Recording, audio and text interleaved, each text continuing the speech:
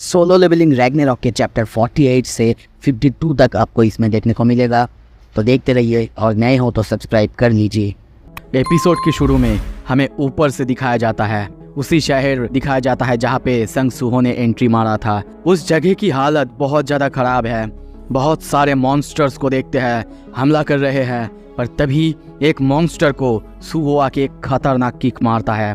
एक ही बार में, एक ही किक में वो उसे वहीं पे मार देता है और नीचे उतर के सोचने लगता है, क्या मैंने उन्हें बस एक हिट में मार डाला और अब इनकी वजह से मैं समझ नहीं पा रहा हूँ कि मैं कितना ज़्यादा ताकतवर हुआ हूँ। पर तभी वो दूसरे बंदों को देखने लगता है, वो भी वहाँ पे फाइट कर रहे थे। एक बंदा कहता है, मैंने एक ब्लैक आर्मर गेन की है और मेरी बॉडी अब पहले से लाइट हो चुका है और इसके साथ मैं इस मॉन्स्टर को मार सकता हूँ। और वो एक मॉन्स्टर के ऊपर हमला भी करता है। सूहो ये देख के थोड़ा सा स्माइल करते हुए सोचता है, अच्छा है, उसे देख के ऐसा लग रहा है कि उसे मेरी मदद की जरूरत नहीं। ऐसा लगता है कि शैडो जो आइटम्स है वो स्टैट्स को इंक्रीज करते हैं और हंटर्स को और ज्यादा स्ट्रॉन्ग करते हैं। और तभी वो सामने देखते हुए संग जिनबो का आइकॉनिक डायलॉग मारता है और आइस। और इसी के साथ वहाँ पे जो भी मॉन्स्टर्स थे वो शैडो बनने लगते हैं। अब वो नरेट करने लगता है, जो स्किल मैंने ऑब्टेन करा था recent job change shadow creation का, वही स्किल मुझे अलाउ करते हैं कि मैं शैडो से कोई भी आइटम्स को क्रिएट कर सकता हूँ। मैं अलग अलग मटेरियल्स को ढूंढता हूँ शैडो सोल्जर्स की मदद से और उसके बाद मैं उन्हें फिर से बनाता हूँ वैसे जैसे कि मुझे चाहिए, या फिर बोलूँ जैसा मैं क्रिएट करना चाहता हूँ। और तभी वो आँख खोलते ही सामने हम देखते हैं उसके बॉडी में फिर से कुछ आर्मर आ चुका है और वहाँ पे हमें नोटिस दिखाया जाता है, शैडो आइटम नागा वॉरियर। उसे एक शोल्डर गार्ड मिल चुका है जिसका कि डिफेंस +28 और अटैक +25 हो चुका है। एक गनक्लेट जिसका ग्रेट कॉमन है और उसका अटैक 55+ और स्ट्रेंथ भी उसका 4+ बढ़ चुका है। और उसके बाद और एक बेल्ट उसे वहाँ से मिल चुका है। पर ये जो आइटम्स थे ये उतने ताकतवर नहीं थे जैसा वो क्रिएट करना चाहता था। जिस आर्मर के बारे में उसने सोचा था कि वो एक रेयर ग्रेड का मिलेगा, पर ज़्यादातर जो भी चीज़ें वो क्रिएट करता है वो ज़्यादातर तो कॉमन ही निकलते हैं।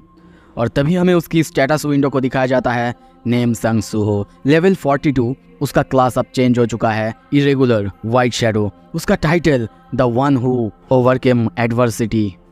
उसके बहुत सारे स्किल्स को देखते हैं जिनमें जैसे कि शैडो आइटम स्टोर करने का स्किल जिसमें कोई भी माना की ज़रूरत नहीं, उसमें वो 40 शैडो आइटम्स तक रख सकता है।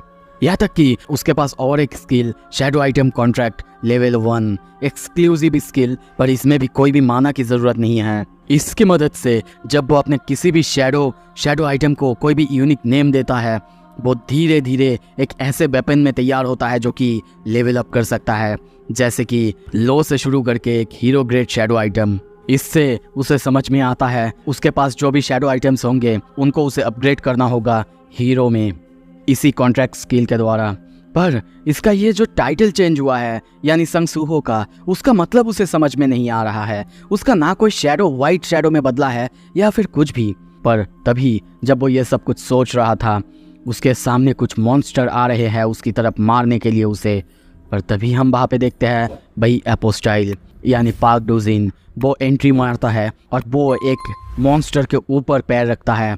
वो वहाँ पे ऊपर से एक मॉन्स्टर के ऊपर जंप करता है जिससे वो मॉन्स्टर वहाँ पे नीचे पूरी तरह से दब जाता है और एक ही बार में उसके खून और सब कुछ बाहर निकल आता है। उसकी पावर, उसकी ग्रेविटी इतनी ज़्यादा था, वहाँ की जो ज़मीन थी वो पूरी तरह से टूटने फूटने लगता है।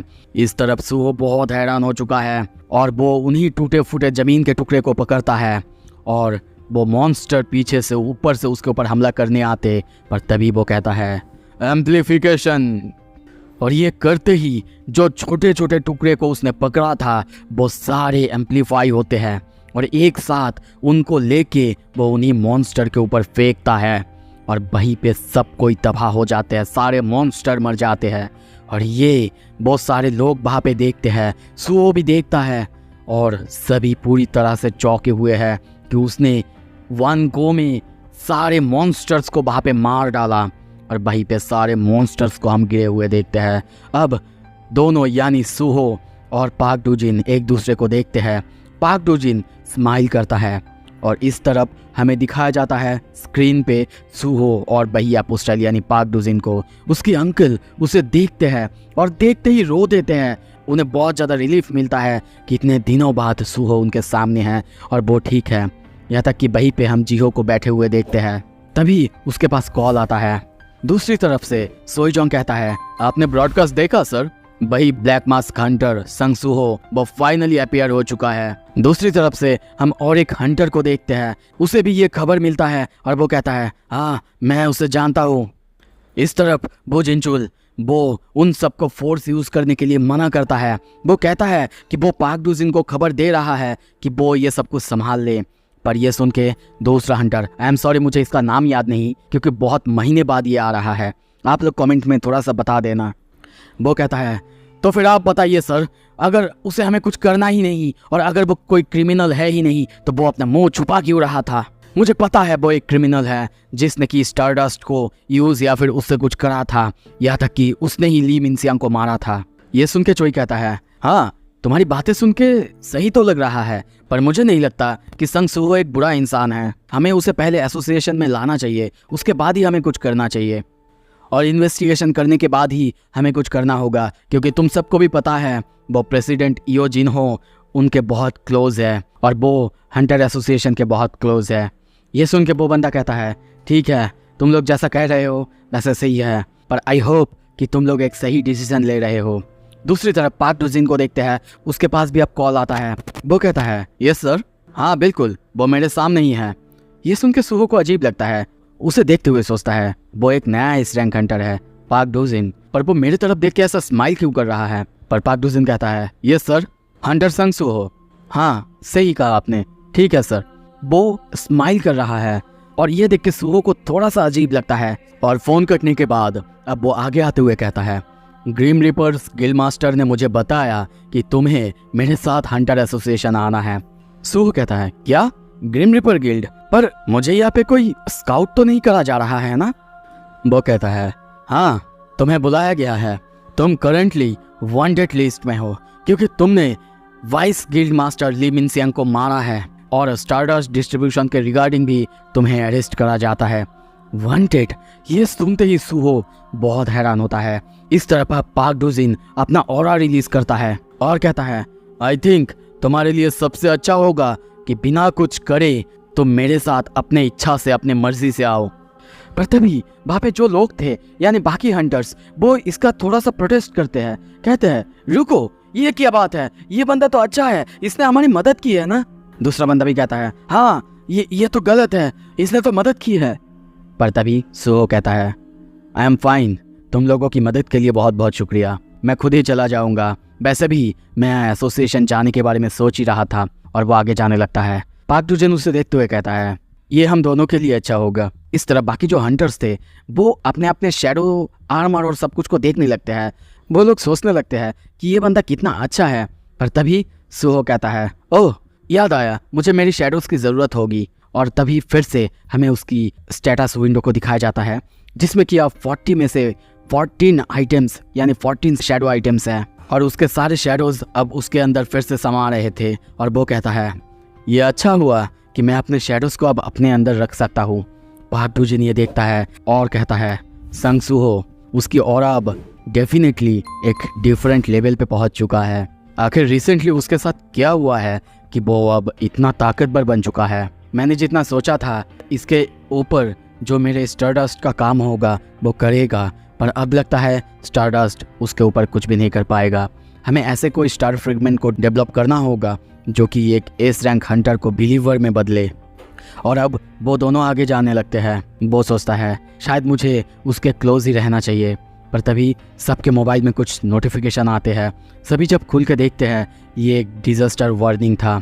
जीसान कॉरेक्शनल एक फैसिलिटी जहाँ पे एविकेंट बींग्स को रखा जाता है जो कि क्रिमिनल्स है, उसमें एक मास ब्रेकआउट हुआ है। और तभी वो लोग स्टारडस्ट की बात करते हैं कि वहाँ पे जितने भी थे शायद उसी वजह से वो लोग अंदर गए हैं। पर स्टारडस्ट ये सुनते ही सूहो वहीं पे रुक जाता है और कहता है, ये सही नहीं है, हमें उन सबको रोकना होगा। पर पाक डुजिन कहता है, नहीं कोई ज़रूरत नहीं, वहाँ पे अलग अलग हंटर्स हैं, वो लोग इन्हें रोक सकते हैं। पर सूहो कहता है, नहीं मुझे नहीं लगता। अगर उन लोगों ने सच में स्टारडस्ट का इस्तेमाल किया है तो उनको वो नॉर्मल हंटर्स नहीं रोक सकते। ये सुन के वो कहता है, देखो अगर तुम मेरे साथ एसोसिएशन नहीं जाओगे तो हमारे लिए प्रॉब्लम होगा। वो कहता है, ओह सच में हमारे लिए प्रॉब्लम होगा, ठीक है तो फिर तुम बोल देना। और अब वो ट्रांसफॉर्म होने लगता है, उसकी हेयर कलर वो चेंज होने लगता है। पाक डूजिन ये देखता है पर चुप रहता है। और अब देखते हैं सुहो पूरी तरह से बदल चुका है और कहता है, ठीक है तुम बस उन्हें बता देना कि तुमने मुझे पकड़ने की कोशिश तो की थी पर तुम फेल्ड हुए। वैसे शुक्रिया, मैं डेफिनेटली अपना काम करने के बाद हंटर एसोसिएशन में बाद में चला जाऊंगा। अभी के लिए बाय। और इसी के साथ वो इंस्टेंटली वहाँ से निकल जाता है। पाक डूजिन बस उसे देखने लगता है और स्माइल करते हुए सोचता है, ये एक्चुअली अच्छा है, मैं अब चेक कर सकता हूँ कि वो कितना ताकतवर हो चुका है। तभी सीन शिफ्ट होता है, हमें एक जगह दिखाया जाता है, चारों तरफ आग और बहुत सारे लोग मरे हुए। एक बहुत बड़े बिल्डिंग में देखते हैं एक जगह पूरी तरह से टूट चुका है, फायर लग चुका है, चारों तरफ बस अलार्म बजे जा रहा है। तभी आवाज़ आता है, जीज ये ह्यूमन कितने क्रूएल होते हैं, माना स्टोन्स को हमारे नेक बैंड के अंदर लगाना ताकि वो हमें मार सके। क्या तुम लोगों को ये नहीं लगता? ऊपर से एक बंदा ये सारे कैदी को कह रहा था और तभी उन्हीं नेक बैंड्स को नीचे फेंकते हुए कहता है, हमने जो चाहा था बॉयज हमें मिल चुका है। जो पावर उस कैटेकलिज्म के बाद हमें मिला है या फिर बोलूं किसी के द्वारा दिया गया है, वो एक गिफ्ट है हमारे लिए। पर हंटर एसोसिएशन ने हमें क्रिमिनल्स बना दिया और यहाँ पे लॉक कर दिया। मैं तो अपना रिवेंज वहाँ पे लूँगा ज़रूर हंटर एसोसिएशन से। और तुम लोग यहाँ पे लगभग हंड्रेड्स बी और डी रैंक एवेकेंट बींग्स हैं। चलो उन्हें दिखाते हैं हमारे अंदर कितना गुस्सा भरा हुआ है, गुस्से की ताकत दिखाते हैं। ये है एक टेंशन ब्रेक। और तभी हम एक बंदे को देखते हैं जो कि सबको मोटिवेट कर रहा था।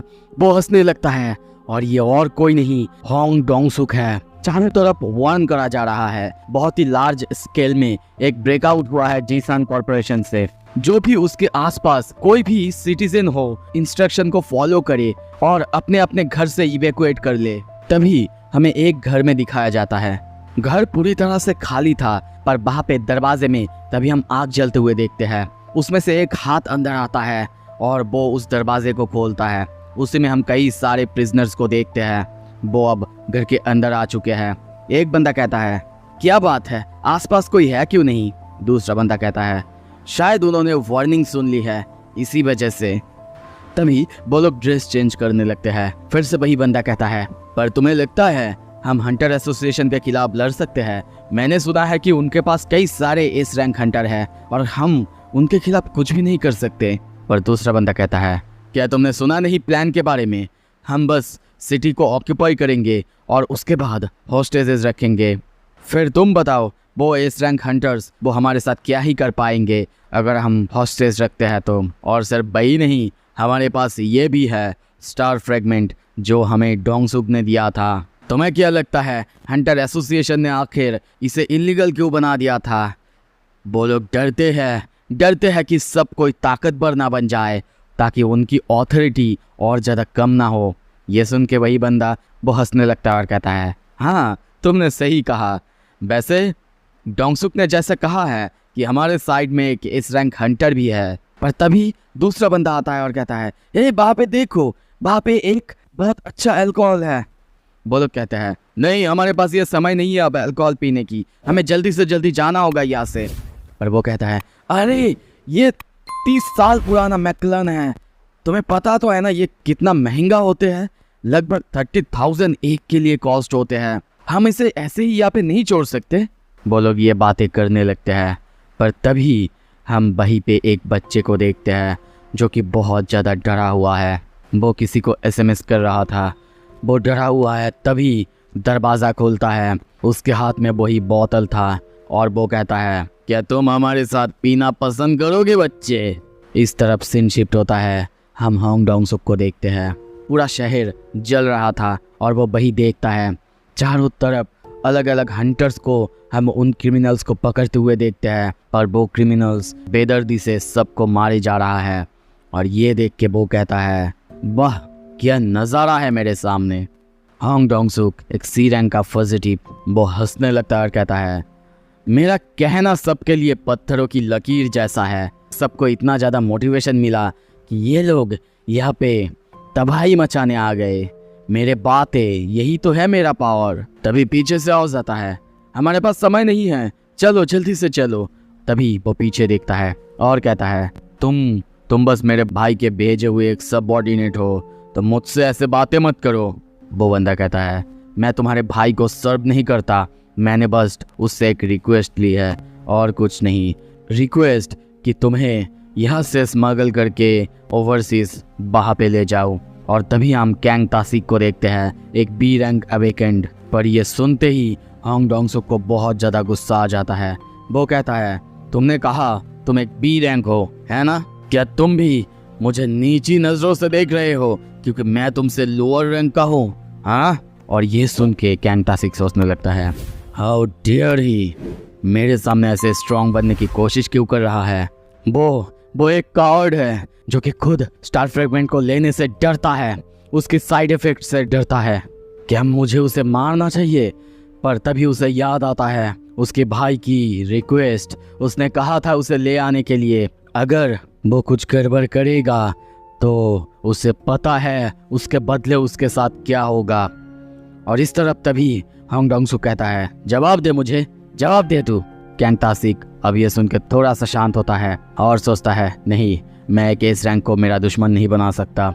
और कहता है, हाँ, मैं तुम्हारे भाई के पास तुम्हें ले जाता हूँ, जैसा तुम्हारी मर्जी, चलो। और तभी हम हेलीकॉप्टर में देखते हैं, वहाँ पे बू जिनचुल सोईजोंग को देखते हैं। सोईजोंग कहता है, अरे देखिए तो सर, मैंने कभी सोचा नहीं था कि दोबारा आपके साथ एक साथ मिलकर फाइट करेंगे। कैटाक्लिज्म के बाद ये दोबारा हो रहा है। जिनचुल कहता है, क्या कर सकता हूँ, मैं चुपचाप बैठे नहीं रह सकता ना, जब मेरे सिटीजन्स वहाँ पे मर रहे हो। सोईजोंग पूछता है, वहाँ पे आखिर क्या हुआ था, कैसे ब्रेकआउट हुआ? वो कहता है, कंट्रोल सेंटर ने बताया कि प्रिजन किसी के द्वारा डिस्ट्रॉय किया गया था। सिर्फ यही नहीं, वहाँ पे और भी कई हंटर्स थे आसपास, पर उन पर मिस्टीरियसली किसी ने अटैक करा है। और ये सुन के वो कहता है, क्या कहा? एक सेंटर जो कि ए रैंक अवेकन के द्वारा गार्ड किया जाता है, उस पर अटैक हुआ। और यहाँ तक कि जो विलेंस है वो स्टारडस्ट का यूज़ कर रहे हैं। ऐसा लग रहा है इसमें कोई पावरफुल इन्वॉल्व है सर। तभी आवाज़ आता है, क्या सच में इसका मतलब इन सब के पीछे एक विलेन है? और तभी वहाँ पे हम लिम त्यागू और पाक डुजिन को देखते हैं। वो कहता है, पाक ने कहा कि संग सुहो वो उसके साथ एसोसिएशन में नहीं आया। यह सुन के बू जिनचुल चौंकता है कि सुहो ने ऐसे करा। वो कंटिन्यू करते हुए कहता है, उसने एक मैसेज छोड़ा है, वो जीसान करेक्शनल फैसिलिटी में जा रहा है। तो फिर सर आप ही मुझे बताइए, अगर कोई इलीगल स्टारडस्ट डिस्ट्रीब्यूशन में इन्वॉल्व होते हैं, यहाँ तक कि एक ऐसा जगह जहाँ पे विलेंस स्टारडस्ट की यूज़ कर रहे हैं वो वही जा रहा है, तो इसके बाद कोई भी एक्सप्लेनेशन की ज़रूरत नहीं। उसने शायद इसी वजह से मास्क पहने रखा था ताकि वो ली मिनसियांग को मार सके और अपना सारा किस्सा वो छुपा सके। यह तक कि अगर आप ये भी देखो कि उसने अपना रैंक फेक बताया था, अपने एबिलिटीज़ को छुपाया था, तो इसका एक हाई रिस्क है कि वो एक विलेन है। और इसी वजह से आप चाहे कुछ भी हो जाए, मैं उसे सप्रेस करके रहूँगा, यही मेरा मिशन है। बू जिनचुल कहता है, क्या मतलब है तुम लोगों का? वो वहाँ पे हेल्प करने के लिए भी तो जा सकता है ना? पर अब सोईजोंग ये सब सुन के कहता है, नहीं सर, ये सब सुनने के बाद यह तक कि वो अपने एबिलिटीज़ भी छुपा रहा था, ये कोई सेंस नहीं बनाता। वो एक अनप्रेडिक्टेबल पर्सन है, शायद हमें इसी वजह से सोच लेना चाहिए कि वो एक विलेन ही है। पाक डुजिन उन दोनों को देख रहा था और सोचता है, अब तक मैं भी इतना ताकतवर नहीं हूँ कि मैं इन एस रैंक से फाइट कर सकूँ। क्या संग सुहो को ये पता नहीं था अगर वो ऐसा करेगा तो उसे इन सब के खिलाफ जाना होगा, इन सब के खिलाफ लड़ना होगा? क्या स्टारडस्ट के बारे में जानना उसके लिए इतना ही मायने रखता है? वो इतना कुछ कर रहा है, वो भी सिर्फ स्टार फ्रेगमेंट के साइड इफेक्ट के बारे में जानने के लिए। पर इसका मुझे शुक्रिया कहना चाहिए कि मैं अब दूर से ये सब कुछ मॉनिटर कर सकता हूँ। मैं उसके लिए स्लोली इंतज़ार करता रहूँगा। और तभी सीन शिफ्ट होता है, इस तरफ हम सुहो को दौड़ते हुए उसी तरफ यानी जीसान कॉरपोरेशन की तरफ जाते हुए देखते हैं। वो सोच रहा है मैंने सोचा था कि मैं अगर बीस्ट प्रोफेशन का यूज़ करूंगा तो जल्दी वहाँ पे पहुँच जाऊंगा और थोड़ी देर इंतज़ार करना ग्रे। इस तरफ ग्रे की हालत ख़राब हो रहा था और वो और ज़्यादा जंप करते हुए अब आसमान में उठ जाता है। उसके सामने उसके नीचे पूरा शहर था, पर तभी उसे सबकी दर्द, सबकी चीखें, सब कुछ सुनाई देने लगता है। आसपास जितने लोग मर रहे थे सब कुछ सुनाई देने लगता है। वो सोचता है ये उन लोगों की चीखें हैं, उन लोगों की साउंड जो मर रहे हैं। क्या ये इसी वजह से कि मेरा सेंसेस अब पहले से बहुत ज़्यादा बढ़ चुका है?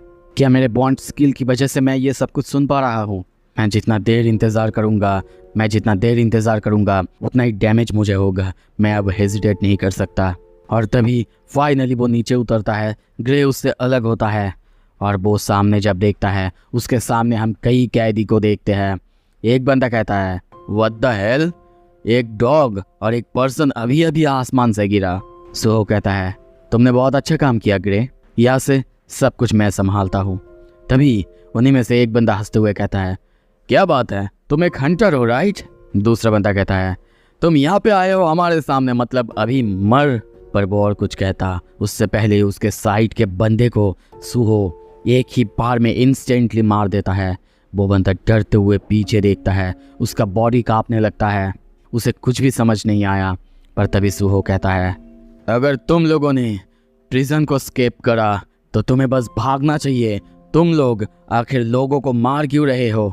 मैं बस ये एक ही बार कहूँगा क्योंकि मेरे पास वक्त नहीं है। तुम लोगों के पास दो ऑप्शंस है, या तो शांति से यहाँ से भागो, नहीं तो मरो मेरे हाथों से। और वो अपनी ऑरा रिलीज करता है।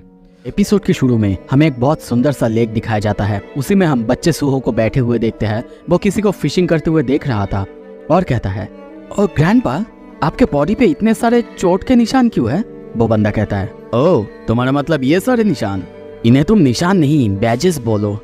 और तभी वो अपने अलग अलग निशान को, स्कार्स को दिखाते हुए कहता है ये मुझे तब मिला था जब मैं एक 7 साल के बच्चे को जलने से बचा रहा था एक बिल्डिंग के अंदर से, और उसके बाद ये एक ड्रंक आदमी को बचाते हुए। सच में वो बहुत बुरा था, मुझे उसे बचाना नहीं चाहिए था। पर तभी सूहो कहता है क्यों ग्रैंडपा, आखिर क्या जरूरत है ऐसे करने की, लोगों के लिए अपनी जिंदगी दांव पे लगाने की?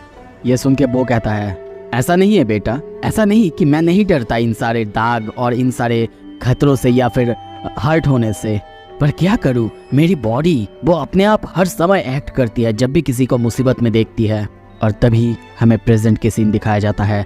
उन्हीं सारे विलेन्स को देखते हैं और यहाँ पे सूहो के पैरों के नीचे वही विलेन, उसके सर है, उसकी सर की हालत बहुत ज़्यादा ख़राब है। सूहो कहता है तुम लोगों के पास दो ऑप्शंस है, या तो यहाँ से भाग जाओ और अगर नहीं भागोगे तो मरो मेरे हाथों से। दूसरी तरफ उसे देख के दूसरा एक बंदा बहुत बहुत ज़्यादा डरा हुआ है।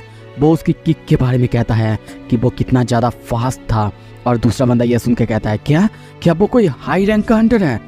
पर तभी पीछे से एक बंदा वो कहता है चिंता की क्या बात है, हमारे पास स्टार फ्रेगमेंट तो है। और तभी उसे दांतों से चबा लेता है और एक साथ वहाँ पे जितने भी विलेंस थे वो सभी एक साथ स्टार फ्रेगमेंट को चबाते हैं और उन सब का पावर अप हो चुका है। उनकी आंखों में हम वही निशान देखते हैं, उनके बॉडी में पावर जैसे कि फ्लो हो रहा है। और एक बंदा कहता है मुझे ऐसा लग रहा है जैसे मैं एक ए रैंक हंटर को अभी खत्म कर सकता हूँ, या तक कि एस रैंक हंटर को भी। और ये देख के अब सूहो कहता है इसका मतलब तुम सब मेरी बातें सुनने नहीं वाले और यहाँ से जाने का कोई इरादा नहीं है तुम लोगों का। तभी पीछे से आवाज आता है तुम आखिर पूछ क्यों रहे हो? सूहो बहुत ज़्यादा हैरान होता है। उसके पीछे ली मिनसियांग खड़ा हुआ था, या फिर बोलूं वो इमेजिन कर रहा था। ली मिनसियांग जैसे कि कह रहा है तुम देख ही रहे हो वो लोग स्टार फ्रेगमेंट ले चुके हैं, इसका मतलब वो अब रुकने नहीं वाले। क्या तुम फिर से एक बार हेजिटेट कर रहे हो, फिर से, जबकि लोग यहाँ पे मर रहे हैं? हाँ सही है, मुझे तुमसे और क्या ही एक्सपेक्ट करना चाहिए। आखिर तुम्हारे क्लास चेंज का पॉइंट ही क्या है जब तुम्हारे अंदर वो ब्रैट अभी भी है? तभी देखते हैं इस तरफ सूहो एक बंदे की बॉडी को बीच में से पूरा उड़ा देता है। उसके बॉडी में एक बहुत बड़ा सा होल हो जाता है। ली मिनसियांग पीछे से जैसे कि चिल्लाता है जल्दी ऐसे ही मुझे दिखाओ तुम क्या कर सकते हो। और उसकी बातें सुन के सुहो को भी और गुस्सा आ रहा था, उसका पावर और बढ़ रहा था, उसका ऑरा चेंज होते जा रहा है और वो वहीं पे एक और बंदे को एक ही बार में फ्लैट कर देता है। ये देख के बहुत सारे बंदे बहुत ज़्यादा डर जाते हैं, पर वो रुकने का नाम नहीं लेते, वो सब उसके ऊपर हमला करने आता है। पर सुहो तभी एक और बंदे को इतनी जल्दी ख़त्म कर देता है कि वो कुछ समझ तक नहीं पाता, उसकी हाथ को वो पूरी तरह से ख़त्म कर देता है और तभी वो नीचे वहीं पे सामने जाके गिरता है। अब सुहो के सामने एक बंदा था जो कि ये देख के बहुत ज़्यादा चौंका हुआ था। वो कहने लगता है, क्यों, आखिर मैं ये देख क्यों नहीं पाया, मैंने एक स्टार फ्रेगमेंट तो लिया था ना। पर वो कुछ समझ पाता उससे पहले ही उसके दांत, उसके मुंह से हम खून निकलते हुए देखते हैं। उसका जबड़ा सुहो ने तोड़ दिया है और वो सीधा एक दीवार पे जाके धक्का खाता है। सुहो की आंखों को ग्लो होते हुए देखते हैं, पीछे से और दो बंदे अब उसको मारने आते, पर तभी सुहो अपनी शैडोज का इस्तेमाल करता है और उन दोनों के ऊपर स्पीयर्स या फिर कांटे जैसा कुछ मारता है और उन दोनों को वहीं पे ख़त्म कर देता है। और तभी जैसे कि ली मिनसियांग उसके कंधे पे हाथ रखते हुए कहता है, सच में तुम बदल चुके हो बच्चे, वो भी इतने कम समय में, क्या ये अमेजिंग नहीं है? एनीवे, तुम तो इन्हें ऐसे भी रोक सकते थे, क्या इन्हें मारना सच में इतना ज़रूरी था? तुम अपने आप को एक ह्यूमन कैसे कह सकते हो बच्चे, जब तुम हंटर्स और मैजिक बीस्ट के बीच कोई फ़र्क नहीं बता सकते या फिर फ़र्क नहीं करते? लगता है तुम भी मेरी तरह एक मॉन्स्टर बन चुके हो। ये कह के वो हंसने लगता है। सुहो चुप रहता है, तभी कहता है, बेरू। हम बेरू को निकलते हुए देखते हैं। वो उसे ऐसे देख के कहता है, यंग मोनाक। अब सुहो उन सारे विलेंस को उसे खाने के लिए कहता है और कहता है उनकी मेमोरीज को देखने के लिए कि इस सब के पीछे कौन है, जिसके वजह से ये लोग जेल से भागने के बाद भी यहाँ पे सिविलियंस को मार रहे हैं बिना भागे। तभी बेरू कहता है, यंग मास्टर, क्या सब कुछ ठीक है ना? वो कहता है, हाँ सब कुछ ठीक है। पर वो कहता है, मैं समझ रहा हूँ आप अभी लोगों को बचाना चाहते हैं, पर बिना मास्क के ऐसे क्या ये सही होगा? ये सुन के तभी सुहो कहता है, अगर सच बताओ, मैं यहाँ पे लोगों को बचाने आया हूँ। और जब मैं इस बारे में सोच रहा था, मुझे सच में बहुत ज़्यादा इरिटेशन फील हो रहा था। अब जबकि सबको एपोस्टाइन के बारे में सोचना चाहिए, उनसे लड़ने के बारे में तैयार होना चाहिए, तब ये सारे प्रॉब्लम्स सामने आ रहे हैं। अगर ऐसे ही एवेगनर्स के बीच प्रॉब्लम्स राइज होते रहे, सच में इससे बहुत ज़्यादा मुश्किलें आने वाले हैं हमारे सामने। अगर सब कुछ ऐसे चलता रहा तो मैं अपने पापा को ही पीछे खींच रहा हूँ। नहीं, अब मैं और छुपने नहीं वाला और नहीं छुपूंगा मैं, और मैं अब से सबको यूनाइट करता रहूँगा, सबको, जो भी बचे हुए हैं, जैसे कि मोनार्क्स के डिसेंडेंट, हंटर्स, विलेंस, यहाँ तक कि अलग अलग आइटम्स और मैजिक बीस्ट। मैं सारे पावर्स को यहाँ पे एक साथ लाऊंगा और सबको इतारिन की अगेंस्ट खड़ा करवाऊंगा, वो भी अपने ताकत के साथ, नो मैटर व्हाट। उसकी ये बात सुन के सुहो और ज़्यादा एक्साइटेड हो जाता है। कहता है, क्या यंग मोनार्क, सच में आप अपने सामने सबको झुकाने वाले हो? और वो कहता है, नहीं, मैं बोल रहा हूँ ना, मैं उन कॉमरेड्स की बात बोल रहा हूँ, तुम्हें तो पता ही है। और उसके लिए इन सारे विलेंस को ख़त्म करो, और अब सारे जो विलेंस हैं उनसे लड़ने के लिए मैं मेरे नंबर्स भी बढ़ाने वाला हूँ। मैं अब और हेजिटेट नहीं करूँगा, और नहीं। और तभी हाथ आगे करता है, कहता है, राइज। शहर के दूसरी तरफ हमें दिखाया जाता है, एक कार में कोई आ रहा था और तभी उस कार को ब्लास्ट कर दिया जाता है। वो कार ब्लास्ट होता है, उसकी अंजर पंजर चारों तरफ गिरने लगते हैं। ऊपर से देखते हैं कुछ लोग उसे देख रहे थे और कहते हैं, अनफॉर्चुनेट बास्टर्ड्स, क्या इन्हें पता नहीं है शहर में क्या चल रहा है? ऐसे टाइम पे गाड़ी नहीं चलाना चाहिए। पर तभी उन्हीं आग में से आवाज़ आता है, मीहो, क्या तुम ठीक हो ना? आवाज़ आता है, ये कुछ नहीं है। और तभी उस कार में से हम किसी को बाहर आते हुए देखते हैं। एक कार डोर को लेके कोई ऊपर फेंकता है उन विलेंस की तरफ, जो देख के वो सब बहुत बुरी तरह से डर जाते हैं। ऊपर देखते ही कहते हैं, क्या एक कार डोर? और तभी उस कार की आग में से हम दो लोगों को बाहर आते हुए देखते हैं। वो बंदा, वो कहता है, व्हाट अ मैन, हमारे फैमिली ट्रिप के बीच ये मुझे बिल्कुल पसंद नहीं आया। वहीं पे जो लेडी थी वो कहती है, ये जान के मुझे रिलीफ मिला कि हम जब इसी सिटी में से जा रहे थे तब ये सब कुछ हुआ। चलो अब संभाल तो पाएंगे। तभी हम विएक मीहो को देखते हैं, जो कि वाइस गिल्ड मास्टर है वाइट टाइगर गिल्ड की। दूसरी तरफ वो बंदा, वो कहता है, हाँ सही कहा, अगर हम ऐसे ही लेट होते रहे तो तुम्हारी मॉम हमारे सामने बोल बोल के कान खा लेगी। चलो ये जल्दी से ख़त्म करते हैं। और तभी वो ट्रांसफॉर्म होता है। और अब हम यहाँ पे भी एक योनहो को देखते हैं, guild master of white tiger guild. Episode के शुरू में उन्हीं बंदों को यानी विलेंस को वहाँ पे मरे हुए और गिरे हुए देखते हैं। और वहीं पे हम बिएक मिहो और बिएक योनहो को देखते हैं। वो दोनों इन सब के बारे में बात कर रहे थे। योनहो पूछता है कि और कितने बचे हुए हैं। मिहो बताती है कि उसे लगता है लगभग और भी 500 बचे हुए हैं। ये सुन के योनहो कहता है, अरे यार, अगर ऐसे ही चलता रहा तो हमें बहुत लेट हो जाएगा इवेंट के लिए। वो कहती है, हंटर एसोसिएशन का चेयरमैन खुद लड़ने आ रहा है, साथ में कुछ एस रैंक हंटर्स को लेके। वो 10 मिनट के अंदर ही यहाँ पे आने वाले हैं। पर हाँ, एक रिपोर्ट है कि संग सुहो नाम का कोई बंदा जिसके ऊपर स्टार पाउडर के डिस्ट्रीब्यूशन के लिए शक है, वो भी यहाँ पे है। ये नाम सुन के उसे थोड़ा सा सुना सुना लगता है।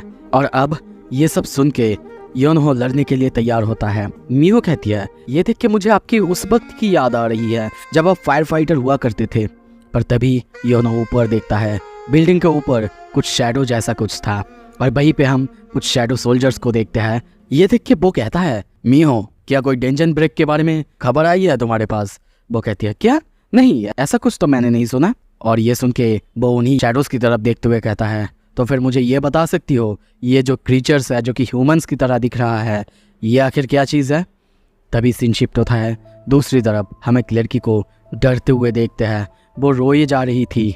तभी वहाँ पे और एक बंदा जो कि उसे भागने के लिए कह रहा था, उसके पीछे हम कुछ बंदे को देखते हैं। उन लोगों ने उसे मार दिया था। वो लड़की वहीं पे बैठी हुई है। वो बंदा मर चुका है और वो लोग उसे देख के हंस रहे हैं। कहते हैं, अरे, किसी एक लड़की को प्रोटेक्ट करने के लिए इतना देर टिके रहना, वाह, लगता है तुम दोनों डेट कर रहे थे। ये तो बहुत अच्छा है, अपनी ही पार्टी के किसी बंदी को ऐसे डेट करना।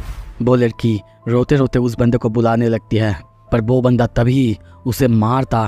तभी आवाज आता है, राइज। और वहाँ पे हम शैडोज को देखते हैं। उसी बंदे को हम अब शैडो सोल्जर बनते हुए देखते हैं।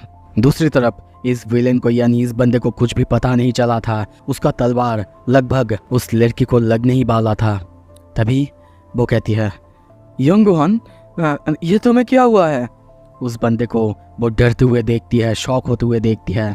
इस तरफ दूसरा बंदा यानी विलेन, वो भी पूरी तरह से डर चुका है। उसे भी समझ नहीं आ रहा है कि ये बंदा तो मर चुका था, अभी ये कैसे उठ सकता है। तभी वो सब ऊपर देखते हैं, संग सुहो को देखते हैं। वो कहता है, तुम अगर उसके सामने ऐसे खड़े हो, इसका मतलब तुम उस औरत को प्रोटेक्ट करना चाहते हो। ओके, ठीक है, मैं तुम्हें ऐसा पावर देता हूँ कि तुम उसे प्रोटेक्ट कर पाओ अपनी फाइनल मोमेंट्स तक। वो अपनी शैडो आइटम नेगा वॉरियर बेल्ट उसे देता है, जिसका क्रिएशन ग्रेट रेयर है। और साथ में वो आर्मर, वो एक आर्मर के जैसा है, वो उसे गिफ्ट करता है या फिर बोलू देता है। साथ में नेगा वॉरियर शोल्डर गार्ड और अलग अलग चीज़ें उसे गिफ्ट करता है, जिससे वो बंदा बहुत ज़्यादा पावरफुल होता है। उन सब के सामने चिल्लाने लगता है और एक ही बार में उन सबको वहीं पे मार देता है। उनका खून चारों तरफ था। और तभी सुहो उनकी तरफ देख के उन सबको भी अराइज करता है, यानी अपनी शैडो सोल्जर में तब्दील कर लेता है। और कुछ ही देर बाद सारे सोल्जर्स अब उसके सोल्जर्स बनते हैं और वो उन सबको और भी बाकी विलेंस को ढूंढने के लिए भेज देता है। इस तरफ बेरू कहता है, वाह, आपने जैसा प्लान किया था यंग मोनाक, आपके शैडो सोल्जर्स के नंबर बहुत बढ़ रहे हैं। और इस तरफ सुहो को ये पावर यूज़ करना पसंद आ रहा था। ये सुन के उसे और भी अच्छा लग रहा था, वो खुश हो रहा था। ये देख के सुहो भी थोड़ा सा स्माइल करता है, सामने देखते हुए कहता है, सच में ये एक इनक्रेडिबल पावर है। सामने हम उसी शैडो को जिसको कि उसने बनाया था, वो उसी लड़की के सामने था। वो लड़की उसे देख के रो रही थी। बेरू ये देख के कहता है, यंग मोनाक, क्या आप उस शैडो को यहाँ पे अकेला छोड़ने वाले हैं?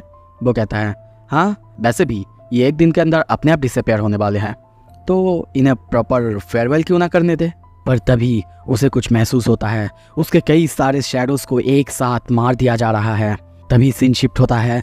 दूसरी तरफ हम देखते हैं कैंग तासिक, वो कई सारे शैडोज को मारते हुए जा रहा है और उसी के पीछे डोंगसुक था। वो कहता है, अरे, ये सारे ब्लैक बीस्ट आखिर क्या चीज़ है, मैंने कभी इनके बारे में सुना नहीं। पर कैंग कहता है, ओए प्रॉब्लम सॉल्वर, अगर तुम देर नहीं करते तो हम अब तक पहुंच चुके होते और इन सब का सामना भी हमें ना करना पड़ता। बातें करना बंद करो, तुम्हें पता तो है ना, मैंने एक स्टार फ्रेगमेंट को कंज्यूम कर लिया है, तो अब मैं एक ए रैंक से ज़्यादा ताकतवर हूँ मैं इन सब को तो बहुत ही आसानी से हरा दूंगा। पर तभी वो जब सामने देखता है कि बहुत सारे शैडो सोल्जर्स वो नील करे बैठे हुए हैं। उसे ये समझ नहीं आता। तभी पीछे से आवाज आता है, यंग मोनक, ऐसा लगता है कि आपको जैकपॉट मिल चुका है। ये सुन के सुहो कहता है, ओह अच्छा, तो इसका मतलब यही है जिसके वजह से सारे ऐसे विलेंस एस्केप करे थे। होंग डोंगसुक उसे देख के कहता है, हे ब्रैट, अगर तुम इतने डिसरेस्पेक्टफुल क्यों हो और मेरे साथ ऐसे बातें करने की हिम्मत कैसे हुई तुम्हारी? तो इसका मतलब तुम ही हो जिसने इन सारे बीस्ट को समन किया है। पर सुहो उसकी बातों को बिना जवाब दिए कहता है, मेरे पास तुम्हारे लिए एक सवाल है। क्या तुम्हें एपोस्टाइल ऑफ इतारिम के बारे में कुछ पता है, जैसे कि मिनसियांग को पता था? पर ये सुन के तभी देखते हैं वो हाथ पीछे करता है, सामने उसे हाथ दिखाते हुए कहता है, ओह काम डाउन, थोड़ा सा शांत हो जाओ बच्चे। अगर तुम सच में बात ही करना चाहते हो तो मुझसे डिस्टेंस बजाय रखो। इस तरफ हाथों से पीछे इशारा कर रहा था और कहता है, अगर तुम सच में एपोस्टाइल के बारे में जानना ही चाहते हो तो हाँ, मुझे उनके बारे में पता है। पर तभी वो कुछ और कहता। पीछे से कैंग तासिक दौड़ता है सामने की तरफ, पर तभी देखते हैं उसको पास करते हुए सुहो ऑलरेडी डोंगसुक के पास पहुंच चुका था और ये देख के वो बहुत ज़्यादा डरा हुआ है। इस तरफ सुहो डोंगसुक के कंधे पे हाथ देते हुए कहता है, तो तुम सच में इतारिम्स के बारे में नहीं जानते हो? तो फिर मुझे बताओ, इतने सारे फ्रेगमेंट्स तुम्हें कहाँ से मिला और तुमने इस पूरे शहर पर अटैक क्यों करवाया? वो बहुत गुस्से से उसकी तरफ देखता है, जो देख के होंग डोंगसुक बहुत ज़्यादा डर जाता है। वो समझ चुका है कि सुहो कोई नॉर्मल बंदा नहीं है या फिर नॉर्मल समोनर नहीं है और इसी वजह से वो कहता है, अगर तुमने मेरे ऊपर एक उंगली भी उठाया तो फिर मेरे छोटे भाई। पर तभी सुहो अपनी पावर्स का इस्तेमाल करता है, अपने हाथों से बस थोड़ा सा प्रेशर देता है, वो पूरी तरह से नीचे दब जाता है। नीचे की ज़मीन जो फ्लोर था वो पूरी तरह से क्रैक हो जाता है। दर्द से होंग डोंगसुक चिल्लाने लगता है। सुहो कहता है, मुझे परवाह नहीं तुम्हारे भाई कौन है, मुझे परवाह नहीं कि वो एस रैंक है या नहीं, जस्ट मेरे सवालों का जवाब दो। और ये सुन के वो कहने लगता है, मेरे भाई ने मुझे दिया था ये सब, मैं इसके बारे में कुछ भी नहीं जानता। और वैसे मेरे पास सिटी में अटैक करने का कोई रीज़न नहीं था, मुझे बस ये एंटरटेनिंग लगा इसी वजह से, और मैं देखना चाहता था कि वो लोग मेरे कमांड को फॉलो करते हैं कि नहीं। ये सुन के सुहो को और ज़्यादा गुस्सा आ जाता है। इस तरफ कैंग को ये देख के समझ आ चुका था कि सुहो कितना खतरनाक है, या तक कि उससे कितना ज़्यादा ताकतवर है, और इसी वजह से वो यहाँ से भागना चाहता था, चाहे इसके लिए उसे होंग डोंगसुक को एवेंडन क्यों ना करना पड़े। पर तभी उसके दिमाग में आवाज़ आता है, ये तुम्हारे लिए आसान नहीं होगा। और हम वहीं पे एपोस्टाइल या फिर इतारिम की आंखों को देखते हैं। ये देख के कैंग बहुत ज़्यादा डर जाता है, पीछे देखता है, उसे ये कुछ भी समझ नहीं आता। इस तरफ हम उसी एपोस्टाइल को देखते हैं। वो इसी बारे में सोच रहा था कि वो सुहो की पावर को देखना चाहता है वहाँ पे पहुँचने से पहले, और इसी वजह से कैंग तासिक के ऊपर भी कंट्रोल जमा लेता है। कैंग के ऊपर भी हम ली मिनसेंग की तरह वैसा ही एरो को देखते हैं और उसे भी अब बहुत ज़्यादा पावर मिल चुका है। और तभी कैंग कहता है, स्किल कैमोफ्लेज, और अब सुहो डरते हुए वहाँ पे देखता है। वो डॉज करता है उसकी अटैक्स को, पर इस तरफ होंग डोंगसुक वो डॉज नहीं कर पाता। जितने भी कट्स थे उसके बॉडी में लग चुका है और इसी वजह से वो वहीं पे मर जाता है, नीचे गिर जाता है। पर कैंग तासिक वहाँ पे कहीं भी नहीं था। इस तरफ बेरू सुहो को बताता है, यंग मोनाक, अभी हमें मुझे एपोस्टाइल की एनर्जी फील हुई। सुहो भी समझ चुका है कि ये एपोस्टाइल या फिर इतारिम फिर से कंट्रोल कर रहा है किसी और को, और अब वो भी लड़ने के लिए तैयार होता है। एपिसोड के शुरू में हम उसी जगह पे देखते हैं, संग सुहो वहीं पे है, उसके सामने होंग डोंगसो मरा पड़ा और वहीं पे सारे शैडोज नील किए हुए। इस तरफ हम कैंग तासिक को देखते हैं जो कि अपने स्टेल्थ मोड में है, या फिर बोलूं अपने उसी गायब हुए मोड में। वो तेजी से वहाँ पे चारों तरफ दौड़ रहा है और उसके सारे शैडोज को मार रहा है, यहाँ तक कि चारों तरफ से घूमते हुए वो सुहो के ऊपर भी अलग अलग दिशाओं से हमला करता है। इसी वजह से तभी हम देखते हैं सुहो के चेहरे पे एक कट भी लग चुका है और उसके चेहरे से हम खून भी बाहर आते हुए देखते हैं। वो चारों तरफ देखते हुए सोचता है, एक एसासिन हंटर, उसका ये स्किल बहुत कमाल का है, पर मुझे अपने सेंसेस को थैंक्स कहना चाहिए कि मैं उसकी हर एक फुट स्टेप्स को अच्छी तरह से महसूस और समझ पा रहा हूँ। पर इसके वजह से मैं उसके अटैक्स को डॉज तो कर पा रहा हूँ, पर मैं काउंटर अटैक नहीं कर पा रहा हूँ। इस तरफ हम देखते हैं भाई एपोस्टाइल यानी पाक डूजिन को। वो सोचता है, कैंग तासिक वो करेंटली एक अपर ए रैंक है, संग सुहो अभी उसे ही नहीं हरा पा रहा है। और तभी आवाज आता है, इतारी मैपो स्टाइल, तुम सुन रहे हो है ना? वो चौंकता है। ये और कोई नहीं बल्कि सुहो उससे बात कर रहा था।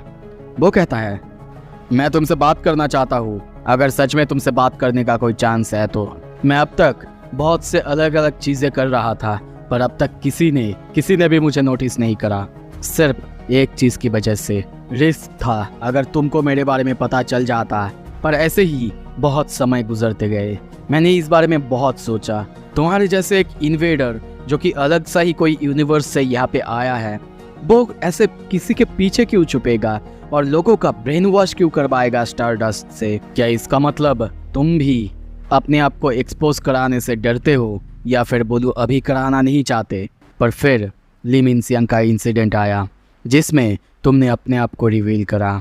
एक बीइंग जो कि धीरे धीरे अपने आप को रिवील कर रहा है, इसका मतलब तुम भी किसी चीज़ की तैयारी कर रहे हो। इस तरफ सुहो के शैडोज़ को हम देखते हैं, वो उसके बॉडी में धीरे धीरे गैदर हो रहे हैं। और सुहो अब कहता है, क्या इसका मतलब तुम्हारा भी ताकत मेरे जैसा बढ़ रहा है? इतारी ये सुनता है पर कुछ भी नहीं कहता, चुप रहता है। सुहो कहता है, पर मैं अब अपनी आइडेंटिटी और नहीं छुपाऊंगा, और नहीं तो शायद अब तुम्हें भी बाहर आ जाना चाहिए और मुझसे लड़ना चाहिए।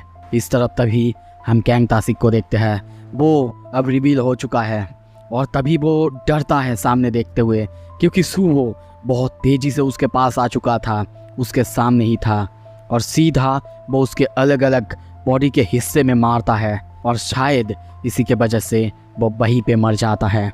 नोटिस आता है, तुम्हारा लेवल इंक्रीज हो चुका है। सुहो पीछे देखते हुए कहता है, तो फिर चलो फाइट करते हैं, इतारी मैपो स्टाइल। और इस तरफ हम पाक डूजिन की आंखों से खून निकलते हुए देखते हैं।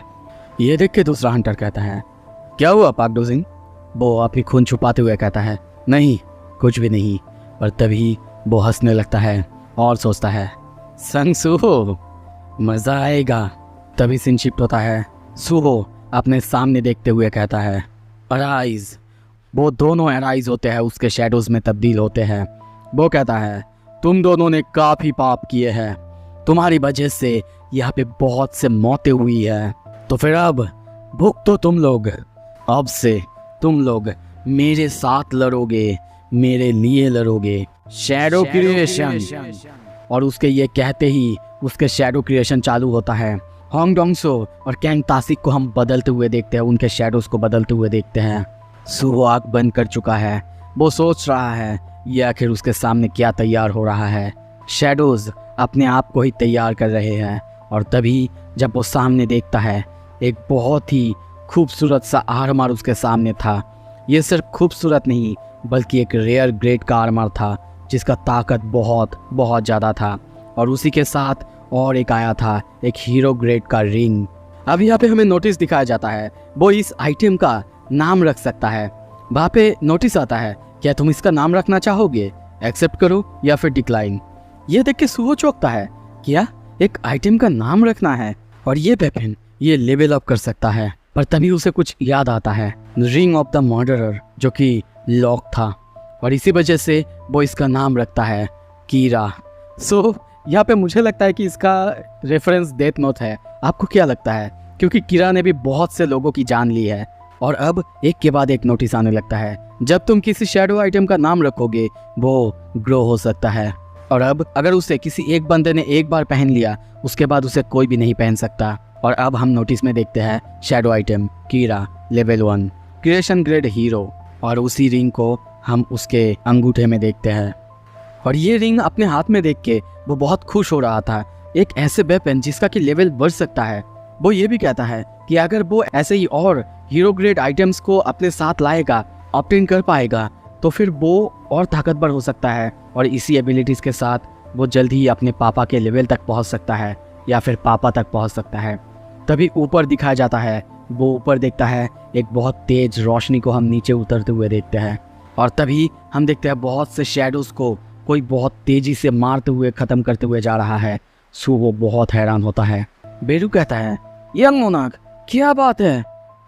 सुहो सामने देखते हुए कहता है, कुछ है वहाँ पे जो कि मेरे शैडो सोल्जर्स को मार रहा है बहुत तेज़ी से, और वो इसी तरफ आ रहा है।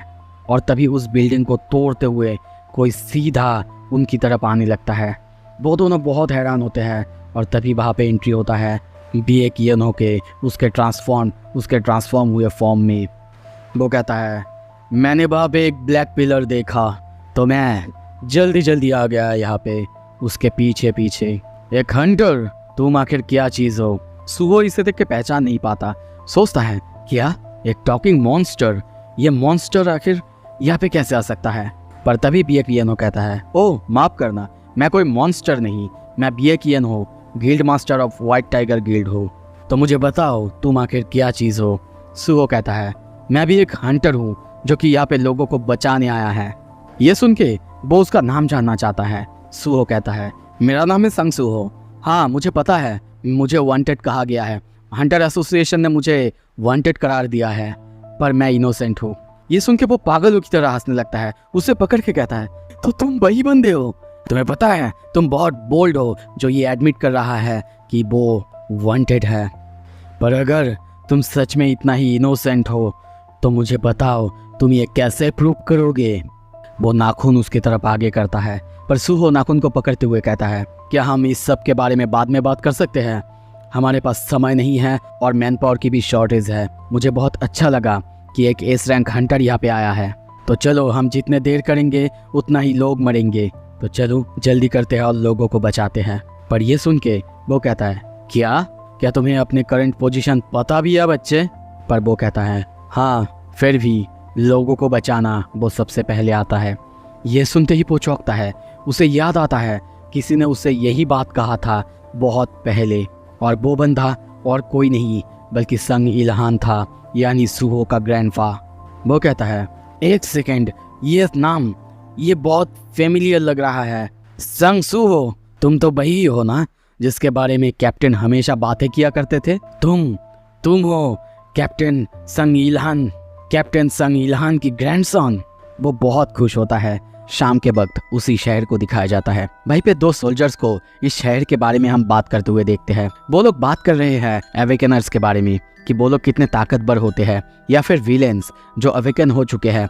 उन्होंने सुना है कि उनके ऊपर बुलेट्स भी काम नहीं करते, पर इस शहर को देख के कहते हैं, पता नहीं क्यों ये शहर देख के ऐसा लग रहा है जैसे कि केओस फैला हुआ है चारों तरफ। और तभी दूर हमें बहुत ज़्यादा आवाज़ें सुनाई देता है। हम देखते हैं बीए कियनो को, वो सारे जो विलेंस हैं उन सबको टपकाते हुए जा रहा है। दूसरी तरफ सुहो, वो भी सबको खत्म करते हुए जा रहा है।